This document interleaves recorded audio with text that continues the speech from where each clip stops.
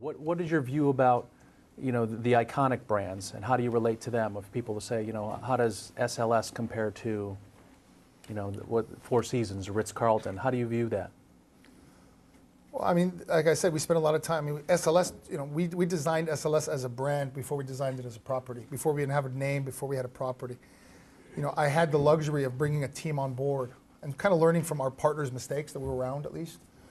We were part of a lot of the Viceroys, the Avalons, the Chamberlains, all those groups of hotels, which we made a lot of money of, and luckily we sold it, in 2006, 2007. And we really realized that in that boutique segment, there was a huge, at that point, everybody was going after that boutique market in that time. And what really, which was very kind of what the market didn't expect, at least our customers didn't expect, is for us to deliver a brand that really filled the white space between Four Seasons and Mondrian.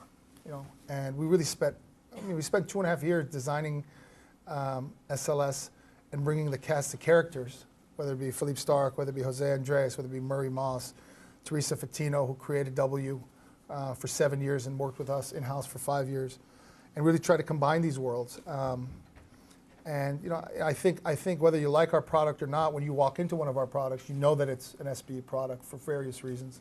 A lot of it has to do with Philippe. A lot of it has to do with the way we operate.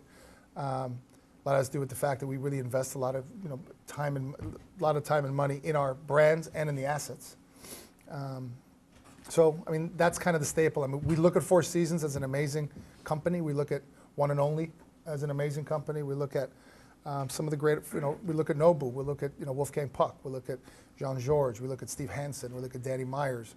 We look at the nightlife guys. We look at Ian Schrager, solidly, who's now become a very good friend of mine, ironically.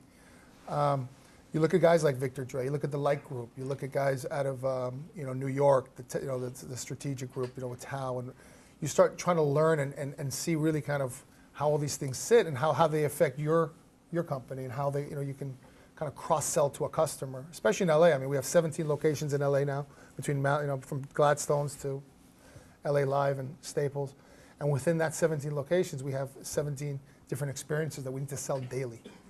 And how does so it's kind of looking like a kind of big boy philosophy in a big company, but still trying to be able to deal with the lifestyle company where you're not just out there just selling rice and beans.